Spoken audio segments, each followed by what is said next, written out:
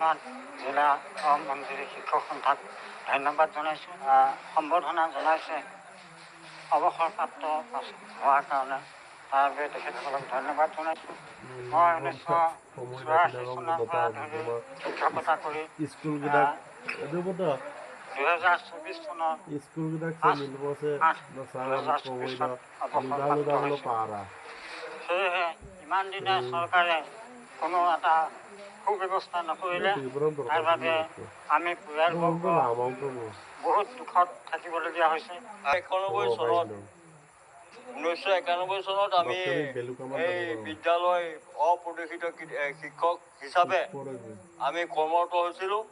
আৰু এই কৰ্মৰত অৱস্থাত আমি যেনেকৈ ছাত্ৰ ছাত্ৰীসকলক জ্ঞানৰ পোহৰ দি বিশ্বৰ দৰবাৰত যেনেকৈ থিয় কৰিব পাৰিছোঁ, ঠিক তেনেকৈ আজি এই গুৰুসকলে যেনেধৰণে কষ্ট ভোগ কৰিবলগীয়া হৈছে, আমাৰ নিচিনা কষ্ট ভোগ কৰি তেখেতসকলে জীয়াই থকাত আমি অতি দুখ পাবলগীয়া হৈছে।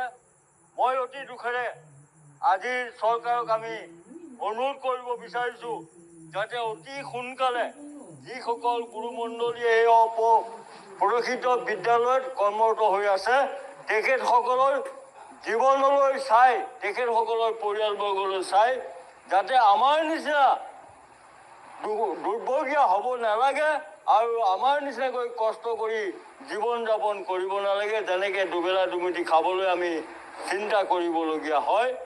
নিশ্চিতভাৱে আজি আমি দুখেৰে জনাব বিচাৰিছোঁ যে আমাৰ বিশ্বনাথ জিলাত নন প্ৰভিঞ্চিয়েল যিবিলাক অপ্ৰশিক্ষিত হৈ আছে, প্ৰাথমিক বিদ্যালয়ৰ পৰা ছিনিয়ৰ ছেকেণ্ডাৰী লেভেললৈকে 78খন বিদ্যালয় বৰ্তমান অপ্ৰশিক্ষিত হৈ আছে।